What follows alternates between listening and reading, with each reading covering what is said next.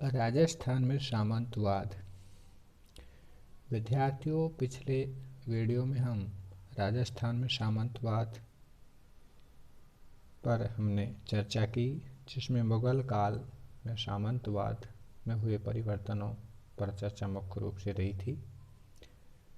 इसमें हम अंग्रेजों के प्रभाव से सामंत प्रथा में परिवर्तन के साथ ही हम राजस्थान की सामंत प्रथा तथा मध्ययुगीन यूरोपीय सामंत प्रथा में अंतर पर चर्चा करेंगे। जब राजस्थान के राजाओं ने अंग्रेजों के साथ संधि की, जो कि 1818 ईस्वी के बाद, तो राजस्थान की सामंत प्रथा में पुनः स्थानांतरण हुआ और उसमें कई परिवर्तन हमें देखने को मिले, जिसमें सामंतों को खालसा भूमि से बेदखल करना, सैनिक सेवा में परिवर्तन, रेलवे उत्तराधिकारी शुल्क और सामंतों द्वारा अपने अधिकारों की मांग जैसे परिवर्तन हमें देखने को मिले।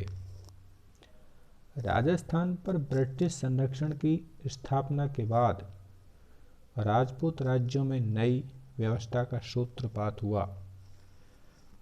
राजाओं ने अपने सामंतों पर फिर से निरंकुश नियंत्रण स्थापित करने का प्रयत्न किया। इस काल में उनके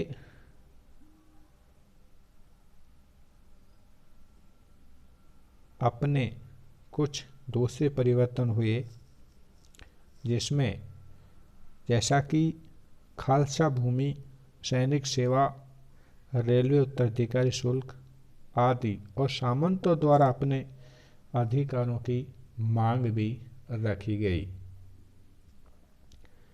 राजस्थान के राज्यों में ब्रिटिश संरक्षण से पूर्व शासकों की कमजोरी का फायदा उठाकर कई सामंतों ने खालसा भूमि पर बलपूर्वक अपना अधिकार कर लिया था।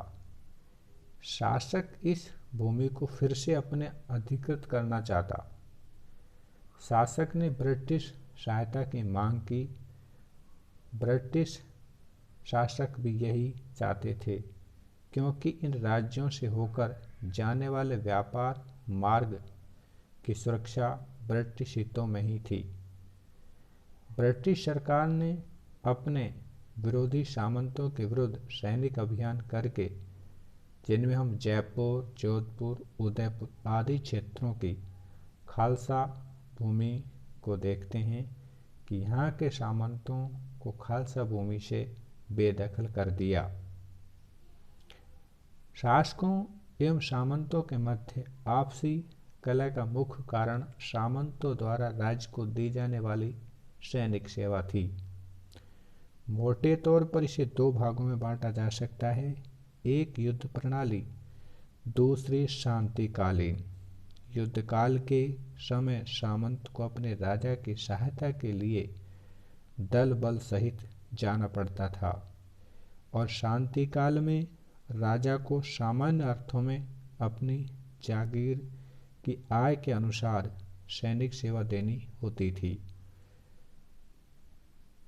मराठा प्रभुत्व के काल में सामान्यतः सामंतों ने शासकों को परंपरागत सैनिक सेवाएं देना बंद कर दिया था, परंतु ब्रिटिश संरक्षण की स्थापना के बाद शासकों और सामंतों में सैनिक सेवा के संबंध में झगड़ा खड़ा हुआ।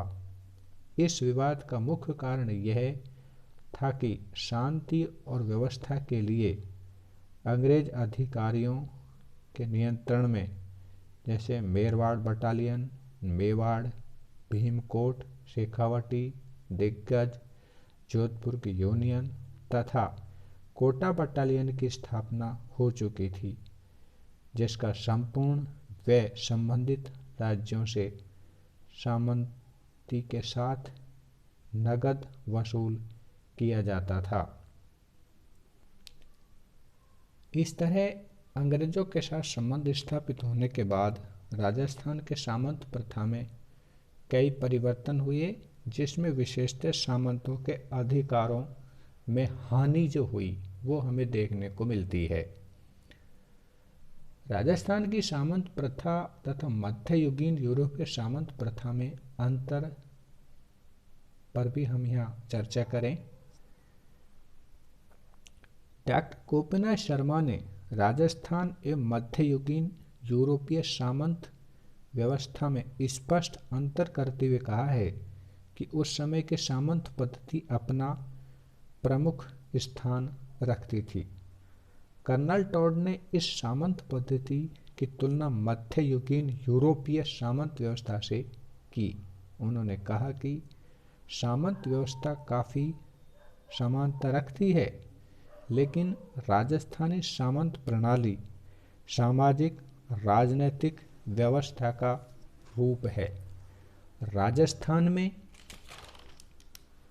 सामंत का स्वरूप स्वतंत्र है, जबकि यूरोप में सामंत को राजा के आश्रित रूप में रहना पड़ता था। राजस्थान के सामंतों का राजा से मित्र और भाईचारे का संबंध होता था तथा सामंत को राजाजी, काकाजी, भाईजी आदि शब्दों से संबोधित किया जाता था, जिससे राज्य में उनके पद, समता एवं उत्तरदायित्व की भावना का बोध होता है। इसलिए राजस्थान के सामंत कोई भी मुसीबत पड़ने पर राजा के लिए अपने प्राणों का बलिदान कर देते थे, जबकि यूरोप के सामंतों में वह स्वामी भक्त की भावना नजर नहीं आती।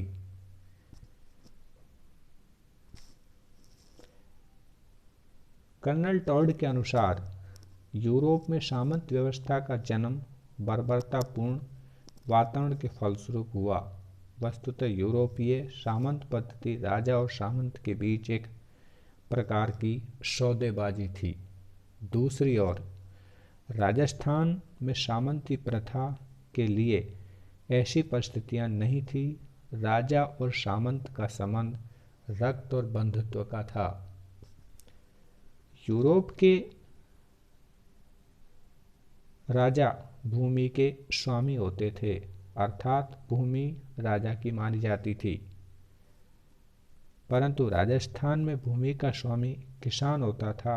उसकी उपज की आय लेने का अधिकारी सामंत होता।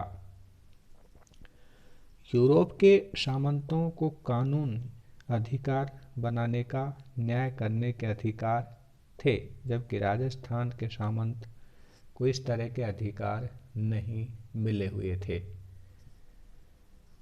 यूरोप में सामंत अनुबंधित होकर युद्ध करने जाता, जबकि राजस्थान में सामंत लोग अपने राजा की सहायता, अपने कर्तव्य सफल करने के लिए उनके साथ जाता था। यूरोप में राष्ट्रीयता के साथ ही सामंत प्रथा का उन्मूलन हो गया, जबकि राजस्थान में सामंत प्रथा राजाओं के साथ अंत तक समय तक चलती रही।